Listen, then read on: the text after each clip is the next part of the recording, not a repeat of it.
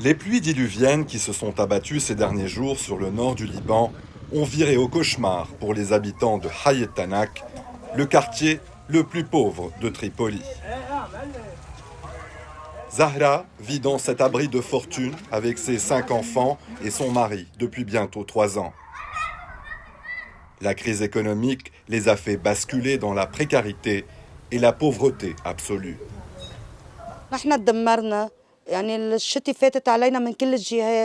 On est ruiné. L'eau de pluie est entrée de partout, par la porte d'entrée et par notre toiture en tôle défectueuse. Elle coulait à flot. Personne n'est venu nous aider.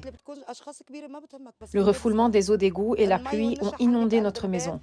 Il ne manquait plus que les intempéries pour nous détruire. Regarde à l'intérieur. Ceci n'est pas une maison. C'est une écurie.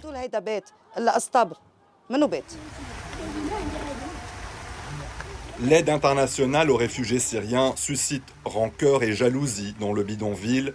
Ici, ils sont perçus comme des privilégiés.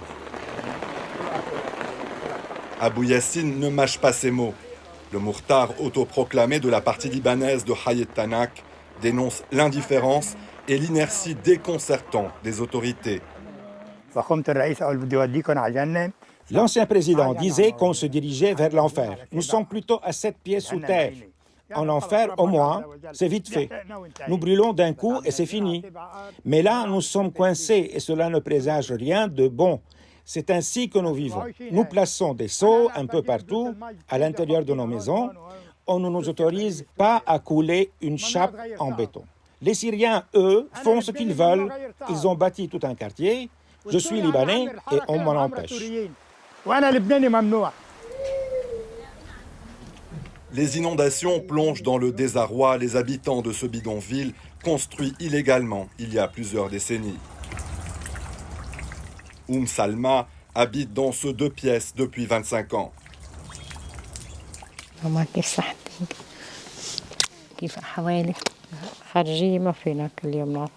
Je ne peux pas te donner chaque jour de l'argent de poche, une fois par semaine, Inch'Allah. Dieu est miséricordieux. Ne te fâche pas si tu n'as pas d'argent de poche comme tes camarades de classe. Ne te fâche pas, ma fillette, ne te fâche pas. Comme le reste de ses voisins, cette mère de 3 enfants a été confrontée aux intempéries. L'eau s'est abattue sur nous pendant notre sommeil. Personne ne semble s'en soucier. On a l'impression d'être des étrangers dans notre propre pays. Nous buvons de l'eau insalubre qui nous rend malades. Il n'y a pas pire situation que celle dans laquelle nous nous trouvons, entre rien et moins que rien.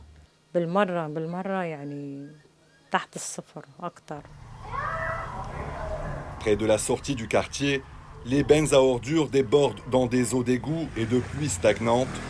Une autre menace qui guette ce bidonville en pleine épidémie nationale de choléra.